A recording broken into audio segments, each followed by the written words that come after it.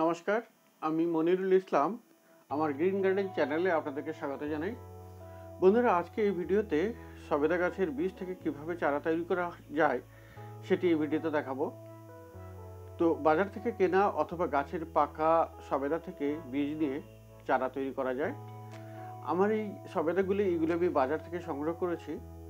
আর এগুলি যখন বেশ ভালো পেকে যাবে, যখন আপনার গাছ পাকা হলে তো খুবই ভালো হয়, অথবা বাজার থেকে কেনা একটু দেখে নিতে হবে যেন ভালো পাকা থাকে।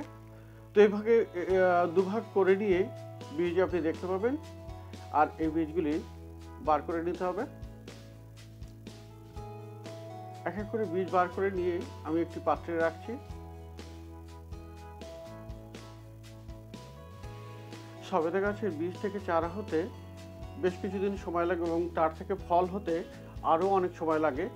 তো আপনি যদি ফল চান তাহলে আপনি বাজারে গ্রাফটেড অথবা কলম করা গাছ থেকেই করে নেবেন। তো দেখুন, আমি বীজগুলি সংগ্রহ করে নিয়েছি, আর এবারে এটাতে জল দিয়ে আমি 12 ঘন্টার জন্য রেখে দেবো। তারপরে এগুলো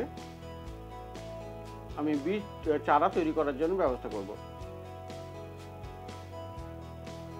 তো বন্ধুরা দেখুন, আমি 12 ঘন্টা পরে এই বীজগুলি আবার দেখাচ্ছি। এর রং, জলের রংটাও একটু হালকা লালচে ভাব হয়ে গেছে। এখন এই বীজগুলি আমি একটি ছোট কন্টেনার নিয়েছি, এয়ারটাইট কন্টেনার, এবং এই এয়ারটাইট কন্টেনারে আমি এটাকে প্রথমে একটি টিস্যু পেপার লাগিয়ে দিচ্ছি।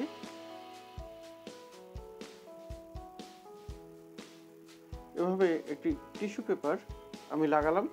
খুব সহজেই এই টিস্যু পেপার পাওয়া যাবে, এবং সেটিতে জল দিয়ে হালকা ভিজিয়ে নিলাম। এবারে একটি একটি বীজ আমি ওই টিস্যু পেপারের উপরে রাখবো।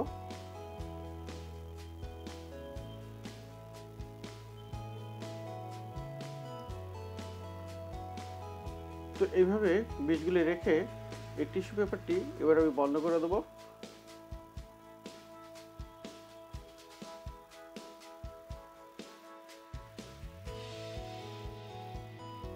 এভাবে বন্ধ করে দিয়ে আপনি ঢাকনাটি ভালো করে বন্ধ করে দেবেন। আরও একটি জল দিয়ে ময়েস্ট করে নিচ্ছি, আর এবারে ঢাকনাটি দিয়ে আমি বন্ধ করে দিচ্ছি, এবং তারপরে এটি একটি ছায়াযুক্ত স্থানে রাখতে হবে।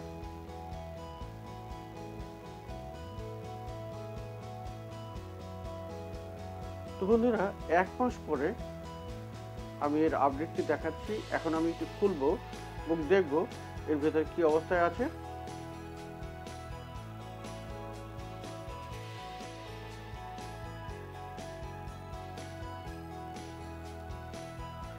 তো আমি এই কন্টেনারটা খুলে নিয়েছি। এবার টিস্যু পেপারটা আলগা করে দেখলে বোঝা যাবে যে এই বীজগুলো অঙ্কুরিত হয়েছে কিনা।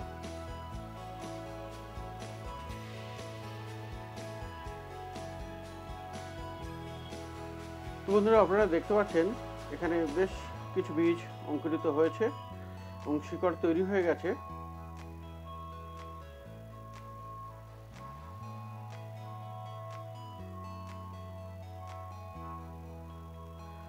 এগুলো দেখতে পাচ্ছেন যে শিকড় একটা করে বেরিয়ে গেছে, যেমন অঙ্কুরিত হয়।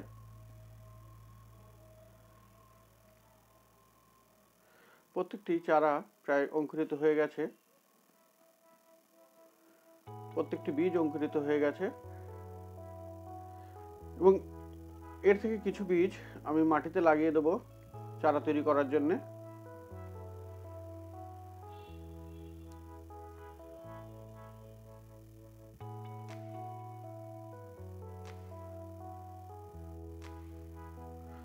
সবগুলো হয়নি, কিছু এটি তো মোটেই হয়নি।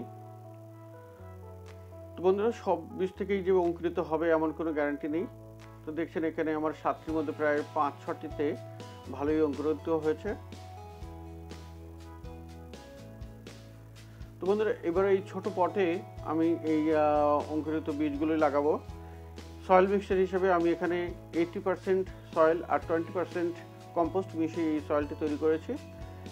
এবারে এর শিকড়ের অংশটি মাটির নিচে দিয়ে উপরের যে বীজ অংশটি যেখান থেকে পাতা বার হবে সেটি অল্প বাইরে রেখে আমি এটাকে পটিং করে দিচ্ছি।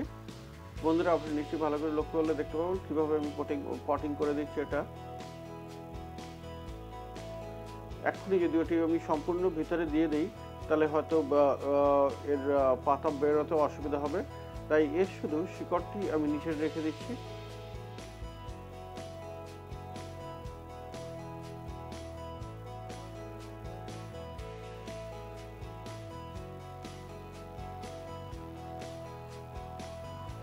তো আমি একটি পটেই প্রায় সমস্তগুলি আমি দিয়ে দিয়েছি যেগুলো অঙ্কুরিত হয়েছিল।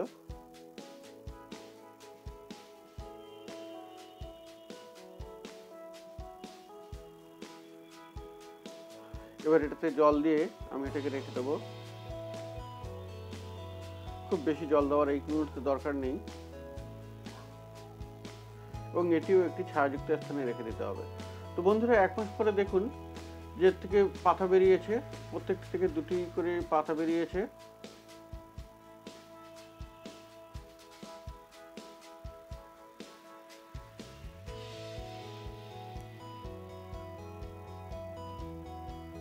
এবং আরও 1 মাস পরে দেখুন পাতাগুলি একটু বড় বড় হয়ে গেছে, এবং সবগুলোই যতগুলো আমি লাগিয়েছিলাম 5খানা বীজই চারা তৈরি হয়ে গেছে।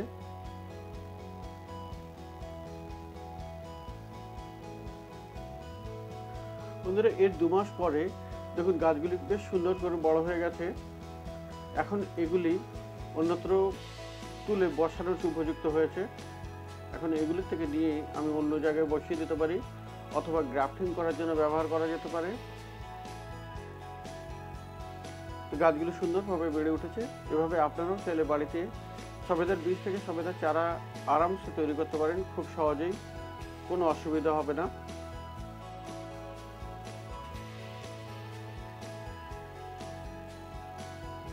তো বন্ধুরা, আমার এই ভিডিওটি ভালো লেগে থাকলে একটি লাইক করবেন, একটি শেয়ার আর কমেন্ট করবেন, আর আমার চ্যানেলকে সাবস্ক্রাইব করে আমার পাশে থাকবেন। আর এই ভিডিও দেখার জন্য অনেক ধন্যবাদ।